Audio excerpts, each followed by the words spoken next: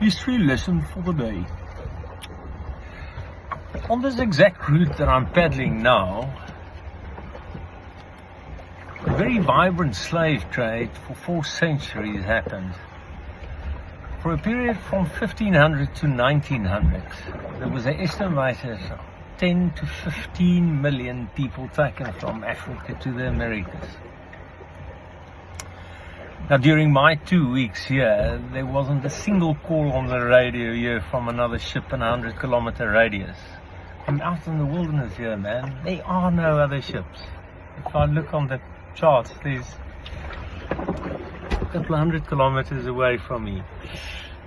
In those days, along these routes, which is obviously determined by the trade winds, 3 ships on average, slave ships, would have passed me every day. The conditions on these ships were so bad and appalling that 10% of the people died, more than 10% of the people died on these ships, estimated 1.5 million people, and another 25% of the people died within the first year of slave trade, slave labor. The conditions were just absolutely appalling. And I cannot help to think of these people and what they had to go through during my long hours of paddling every day. Basically, I'm paddling in luxury compared to what they had to go through. Wow, man, the collective agony, that collective harm that was done by humans to other humans during that period was so incredibly big. Anyway, let me not get too philosophical. For a period of 2,000 years, the world economy was shaped by slave trade. During the Atlantic slave trade era, the entire Caribbean, North America, South America economies were based on slave. The world was shaped by slave labor for millennia, and it's ironic to think now, today, only 200 years later, the world is an incredibly different place, isn't it? We all know the story of William Wilberforce and his mates that started the abolitionist movement.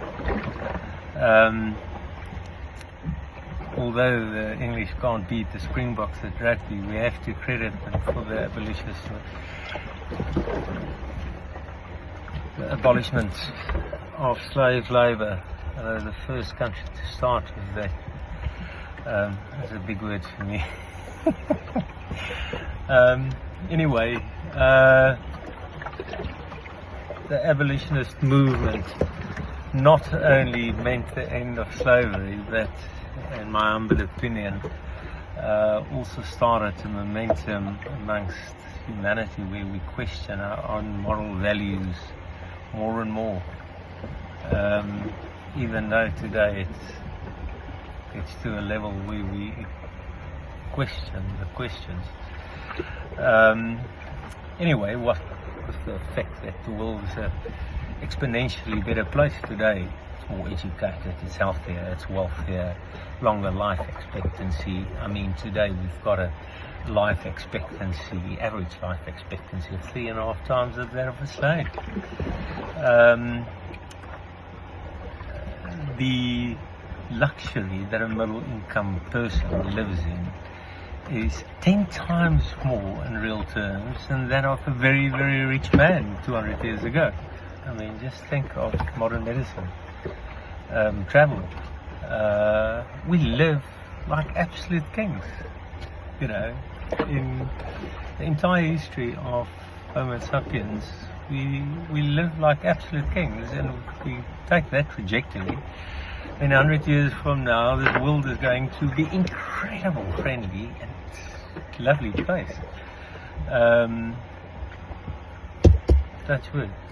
On the contrary, it could be very bad. We trust that everything is going to go in the right direction. Quite ironic that humans became relatively quite friendly towards each other and still relatively unfriendly towards nature. But my opinion, I think over the next 20 years, even that's going to change a lot, you know. It's going to change our outlook dearly about how we treat the world and nature. Anyway, another interesting fact is that the song Amazing Grace has its origins in the slave trade. A relentless slave trader and ship captain by the name of John Newton. He converted and devoted his life as a clergyman, and later on in his life he wrote the song Amazing Grace, probably as a consequence of his guilt as he's sharing slave trade. So there we go, history lesson for the day. Hope you enjoyed it. Amen.